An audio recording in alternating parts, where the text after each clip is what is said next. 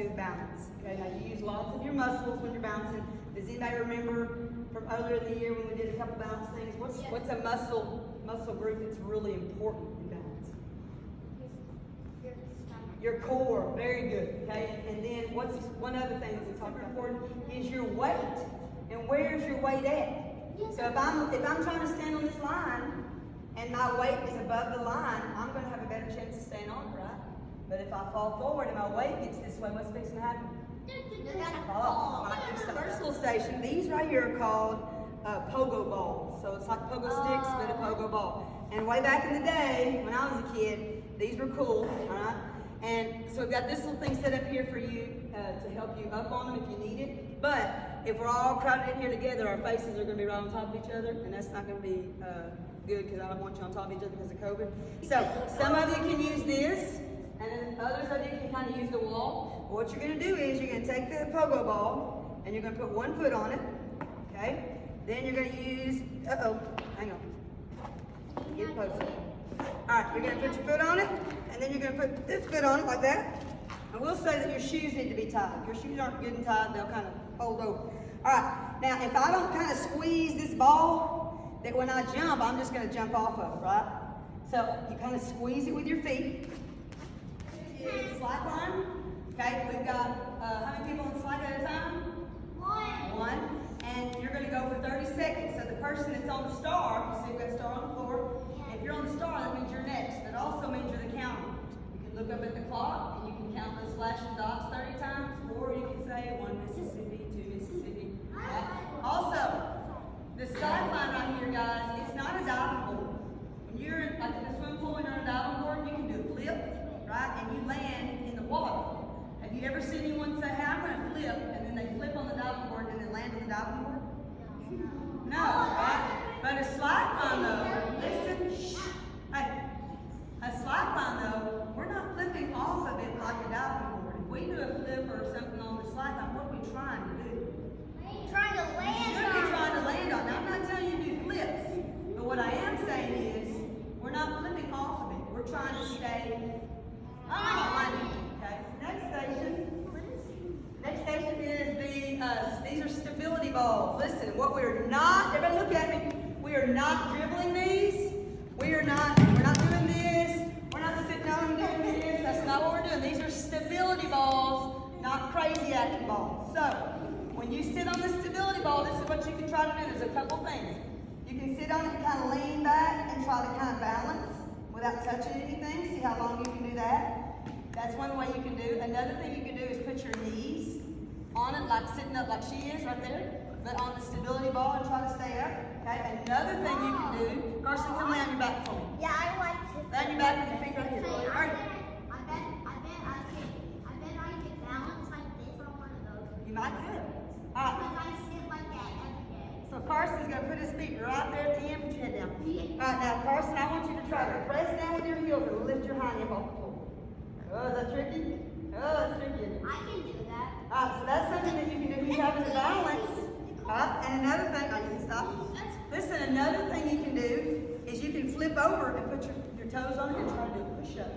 All right? Oh. Now, when you get done, you're going to set it right here on these little clear things. So when you hear me whistle today, you immediately put your stuff back where you found. Called balancing boards, okay?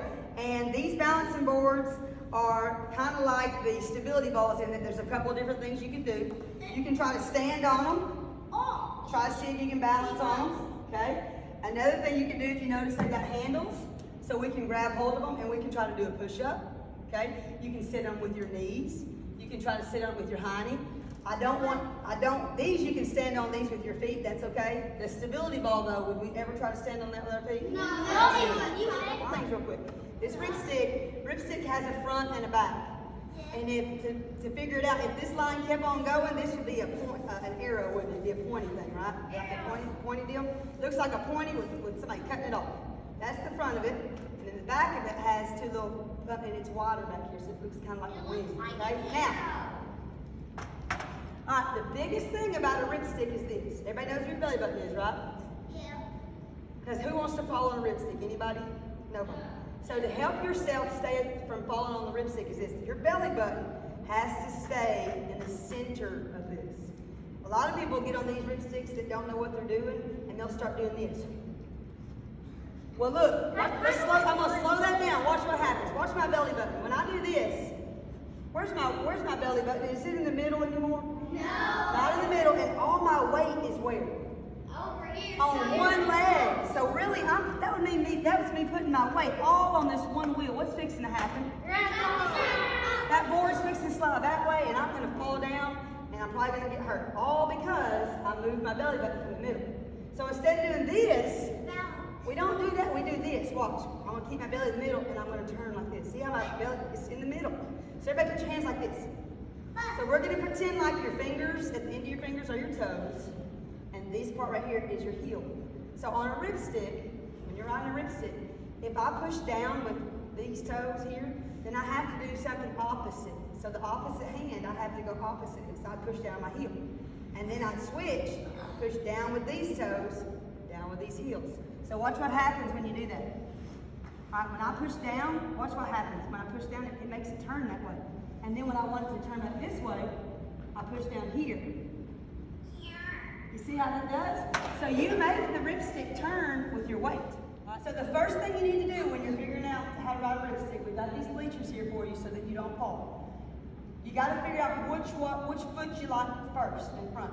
Okay? When I ride it, I like my left foot. And how you can tell is, those sound like when you get ready to go, if you did a cartwheel, what foot would you put forward? That's normally the one that you put forward. So if you like your left foot like me, then you're going to start on this end. Now if you can ride it, if you know how to ride already, you can ride up and down. Doesn't matter. If you don't know how to ride, this is what you need to do. People who like their left foot are going to start down here on these bleachers. People who like their right foot are going to start down there. Now look, this is important because a lot of you raise your hands. If you do not know how to ride a ripstick, you have to do this first, okay? Because I don't want you to get hurt. Talon, sit up, buddy. The very first thing I want you to do is this. Take one foot, don't even touch the bleachers yet. And you're just going to put one foot on. All right, now if I stepped up like this, is my belly button in the middle? No, so I need to kind of get my body where my belly button's in the middle. Now if you can't do this, listen to me, repeat after me, say, I can't do this. I'm not ready for 2 feet. Okay, so once you get here, you feel like you're not about to fall over. Is it weird that there are some people that can't do this? Can you believe that? There are some people that can't do it. So look, until you get this, until you get this part, we're not ready for our second foot. All right, but now let's say that we are ready. All right, now when I ripstick, because I know how, I kind of push off and I don't have to touch the bleachers. But if you don't know how to ride, I want you to do this. I want you to step up. You can grab, you can touch the bleachers until you get ready. Don't go yet, all right? But you can touch the bleachers just to get yourself ready and your balance, okay? Then I'm going to let you, what you can do is you can push off the bleachers, and then I want you to try to make the board. Watch what my board does. It's going to go to the bleachers and then go away from the bleachers. To the bleachers, you have to be able to learn how to do that. So I'm going to pull myself down and go away. To the bleachers, away from the bleachers. To the bleachers, away from the bleachers. You see how I'm doing that right there? Oh, you can stop it. This is what not to do. Do not do this. If you get on there and go, look, I'm riding a ripstick. Am I really riding a ripstick? No. I'm standing on a ripstick, holding on for dear life, and just pulling myself down. That's not riding a ripstick. If you do that, listen, if you do that, you're not ever going to be able to let go and do it on your own. You'll be able to let go when you make that S. When you can make it S. It's got to make an S, okay? I have 2 regular razor scooters, and then I have 2 scooters that are like a ripstick but has a handle. Okay? Now look, does everybody see this white line? This white line to that white line, and all the way to the wall is all your scooter area. You can ride as much as you want in here. Now, if you've got 3 people in your group, and 2 people are riding the regular silver razor ones, but the other person's having to do the ripstick one, is it going to be fair for you to ride that razor one the entire time and don't give them a chance if they want one? Don't be like that, okay? So share with each other, right? And then also, when we get done, see how they're sitting over there? They're not sitting in the middle of it. When you hear me whistle, don't just get off of it and throw it down. You hear me whistle, you put it back when you found it and then get ready to rotate. Okay? All right. Alright, so this is pogo sticks. Now listen, if you weigh a little bit more, then this red one and that blue one right there is gonna be better suited for you. But if you don't weigh as much, you won't be able to push this one down with your weight.